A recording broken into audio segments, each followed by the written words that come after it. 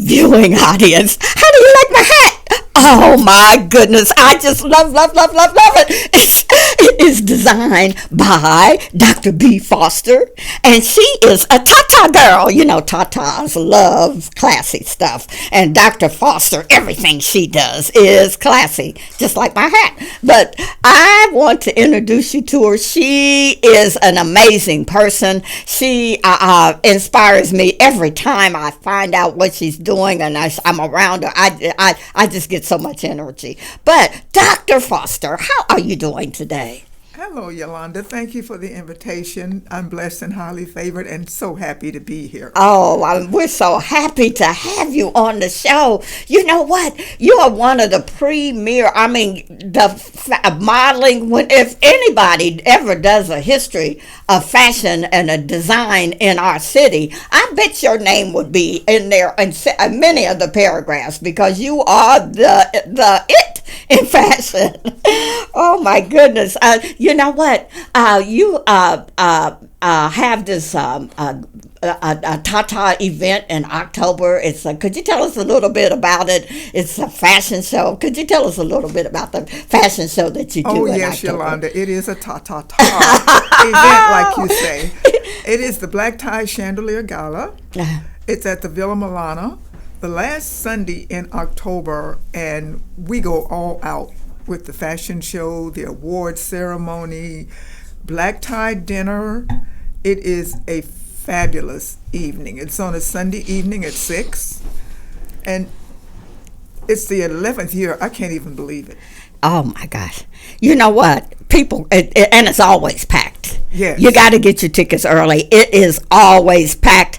I was trying to go last year and caught the cold, and yes, I had my dress. I mean, you know, this is one of the fashion shows that you do dress up. Everybody dresses up, and they love it. You know, my sisters go, and their friends, and I was trying to go. I even had my dress, but I caught a cold. But I'm going to be there this year. You better believe it. You know? Yes, and we're going to design a special hat for you. I can't wait. Yes. You know, I'm a hat lady, and I thank you so much for designing this hat for me. I can't wait to wear it again. I know that it's going to get a lot of compliments. You know what? I just love people who are designers. You just seem like you can just create a lot of, you know, the hats, the clothing, the fashion. How did you get started doing that? You know, you really don't think about it. At 10 years old, I could sew on my hands like a sewing machine. Oh my gosh. My grandmother taught me. Oh, and wow. I was looking at fashion magazines, and we didn't have TV or anything like that. So my mom would let me go next door and dust and do little things for the neighbors, and they would give me all of the magazines to my mother. Mm-hmm. Lena Horne, and oh my God, ooh. Anita Baker. Mm-hmm. It was just fabulous to see these women, mm-hmm. and I would go to the 10-cent store with the little money that I would make and buy fabric. Oh, wow. And they would not let me touch the sewing machine, but my grandmother taught me how to stitch on my hand, just like a sewing machine. Oh my goodness! And the rest is history. I mean, the rest is history. Plus, I was very tall, Yolanda, so nothing fit me anyway. So I would fix the sleeves, fix the length of it, take the collar off, and do this and do that. And it was just a God-given talent. Oh my gosh! You know, there's something just so special about designers and having the only one that nobody. When you have a designer hat or a designer dress or anything, you won't have to worry about walking into the room and seeing your hat or your dress or whatever you're wearing on somebody else. It is so wonderful to be able to go to a designer and be able to have your own style. And it's a very special feeling. Uh-huh. You know, it's a very special feeling when something is especially designed for you. Yes. It fits you, you feel beautiful, you look beautiful. Yes. And you enjoy wearing it. Yes. And there's something special about dressing up, because when you dress up, it just changes your whole, you feel good. You know, you feel really good. And, do you know where I learned to dress up? Where? When my mom and my grandmother were getting ready for church on Sunday morning. Mm-hmm. it was like a fashion show. I know. They would lay their clothes out the night before on the bed or hang them up on the door. I'm talking about the pantyhose, the gloves, the hat, the purse. It was like a fashion show. And that's how my grandmother was too. She had the furs, Yes. you know, the Yes. purse, everything, Yes. you know. And my grandmother and my aunts, when they went to church, they just loved to dress up for Yes, church. they had special clothes for Sunday. And it yes. was just like a parade, a Yes. fashion show. And Yeah. they'd come back, they put them in the little bags and hang them up, and they had but on Sunday they looked spectacular. Yes, yes. Growing up, we had Sunday clothes, Yes. Sunday shoes, and Yes. the weekday play clothes and the weekday clothes, the one what you wore to school. But you know, you didn't wear your Sunday clothes to school, not unless it was a special occasion. There was these little shoes called Capri. Caprizios. Yes, Capizios. Oh, You know yes. about Capizios. Oh yes. Oh my goodness. yes. They had yes. the little strap across your Oh foot. yes. Yes. Yes. And a sole that was about 1/8 of an inch thick. yes. Well, my mom sent me to go get shoes, me and my little girlfriend down to Lazarus to go get shoes. We got 2 pair, and that was it. I had to have these Capizios. Oh yes. And I walked back home, and I'm real careful, didn't step on any rocks or anything.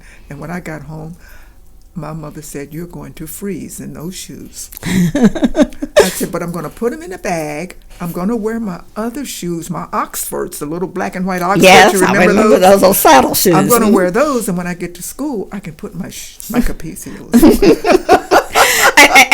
Everybody that had Caprizios was you know, we walked into school and said, she's got Caprizios. Yes. Oh yes, I remember that. I definitely, you know, Yes. your black tie event too. It's not just a fashion show. It's a fashion show with a purpose. Could you talk a little bit about why and why you do it and We started it 11 years ago. We lost 2 granddaughters, 2 precious little granddaughters, Essence and Tiffany, both to cancer. And it was just so heartbreaking, and you don't know what to do to try to keep their memory alive and also help others that's going through the same thing that you're going through. And we just came up with maybe we could help the James and also give to sickle cell. And that's when we started the Black Tie Chandelier Gala. And we wanted it to be as elegant and beautiful as we could get it, as close as we could get it. And it's just been a joy to see, even if you can put a smile on someone's face just for a day, to turn tears into joy, that's what makes us happy when we do the Black Tie Chandelier. And you feature some of the local designers. I mean, I haven't been there, but my sisters and my niece come home and they talk about it all the time at the dinner table. Yes. I mean, when they go, you can expect for them to talk about the gala for at least 3 or 4 weeks after the event. That's right. They're And you so know, excited. one of the ladies that came, Priscilla. Yes. Priscilla never missed the gala. Yes, I remember. And when she became ill, she came in the wheelchair. And she had her friend bring her over to me. She found me in the wheelchair, and she came over. And I said, "Oh my goodness, you came." She says, "Oh no, I was going to come if I had to get an Uber." Oh yes, yes. And she looked so beautiful. Oh yeah, she always looked beautiful. She had her Every fur on, her nails were done bright red. Yes, And we gave her a huge, big, beautiful basket because we make a lot of baskets to give away. I give away hats from my closet. And we have furs. We have a fur scene. And we have lots of door prizes. Oh, wow. Everyone come dressed. It looks like a fashion show with the audience. With the audience. That's Yes, what I heard. yes. Yes. You know, my niece, she starts buying her clothes. Yes. So she'll be ready for that for the gala. I can't. Yeah. You And know, it is a formal dinner. It's a formal sit down served dinner. Oh, and it is wow. black tie. We have VIP and we have regular seating. We also have vendors. Oh, yes. So you can come yes. and visit the vendors. The vendors are very talented. Oh, wow.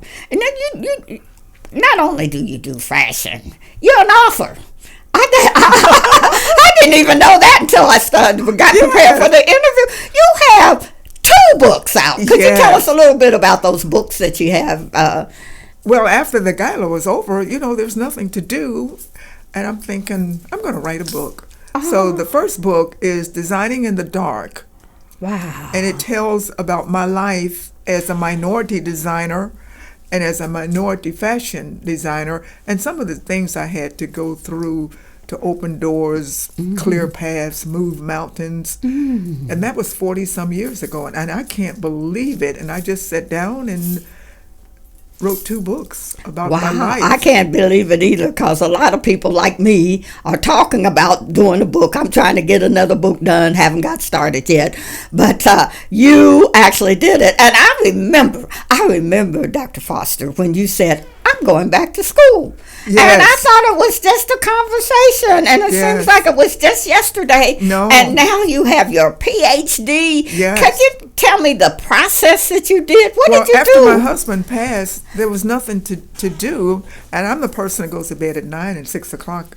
Thank you, Lord Jesus. I'm up at 6 o'clock, and I said, I'm going to go back to school. And I said to my daughter, I'm going to go back to school and get my Ph.D. And she says, Mom, I'm going to go with you and get my second Ph.D. Wow. And she graduated from the University of Phoenix, and I said, okay, if that's what you want to do. And it was so joyous, 6 in the morning to 10 every day. You study. I mean, what do you do? 6 in the morning, 10, you don't do anything anyway. And the time went by so fast that me, myself, I can't believe it. I just can't believe it. That is. So sometimes you think about things 2 or 3 years and you wish you had done them. You don't talk about it. You are about it. You just do it. And it just went. Awesome. The time went so fast that I just cannot believe that I did it. Oh my God! And enjoyed every day of it. Oh my gosh! You know what? And it has to be a wonderful feeling. I can remember when my son graduated from college. Yes. And I just couldn't. I mean, I kept saying, "Thank you, Lord. Thank you, thank you, thank you." And then when I graduated, I couldn't. But I mean, the feeling that you get inside that completion. Now you had a double blessing at the same time. Yes. With your daughter. Wow. Yes. And it's hard to explain, but I want to use that to help the young people and help others who are trying to go in directions and get a foothold and don't know what to do, which way to go left, right, because 60 years is a long time. Yeah. And now it's time to give back. Yes. To help others. Wow. To clear paths and move mountains and open doors. If the door was cracked, I would just kick the door open. If it was cracked open, Bea Foster was going to kick it open. But you make it sound so easy. Did you have any challenges at all going to school? When you're doing what you want to do and you're enjoying it, you really don't think about it. It's not like it's hard. Wow. My children were grown. I had no one at home to bother me, and I didn't have to fix for anyone. So my time was my time. Wow. That makes a lot of difference. Yes. So it was very enjoyable, and I still can't believe that I did it. Wow. But that is awesome. What is there a specific time when you think that you shouldn't go to school? Is there a specific age that you think that you shouldn't enroll? It's funny you say that. I had so many friends say, "What do you want to do that for?" And I'm thinking, why not? And I said, if I thought about it for a few months, I said I could have been that few months ahead. Just go. No, there's no age. It's just if something you want to do, even if you take a course a month, who cares? Do it. Whatever just time you have, that's right. Yeah. Just take a course here and a course there, Yeah. and before you know it, you've accomplished your goal. Well, you know what? You sound like you're not you're not one of those people that talk about it and then they say, I should have done this, I would have done this, I could have done that. You are actually doing it. You have done it. What are you going to do next? What I'm going to do next is I want to be able to help others through speaking and engagements and do an online course where if there's something you're interested in, because fashion and design and it's just so much that you can do today, and it's just getting a foothold, and a lot of people don't know which direction to go into or where to start. And that's what I'm interested in doing, and writing another book. Ta ta ta. All right. Ta ta ta. Now, how can they get in contact with you? My number is 614-204-5024. My email is just like my name, Bea with an S, and Foster, Foster with an S, B Foster's Design at gmail.com. All right. So they can contact you. Look, Yes. look, and get, if you're interested in fashion and get a book, B Foster. What's the name of the book before we go? Designing in the Dark and Bee and Beauty. Be and Beauty and Designing in the Dark. But guess what? It's time to go so fast. But let's, Dr. B. Thank you, I'd like to Yolanda. thank you for being on this week's I program thank you. of thank S. you. Yolanda in the Know. And I'd like to thank you out there for listening to S. Yolanda in the Know. And guess what? I love you, and you can't do anything about it. Ta ta ta ta. Thank you, Yolanda.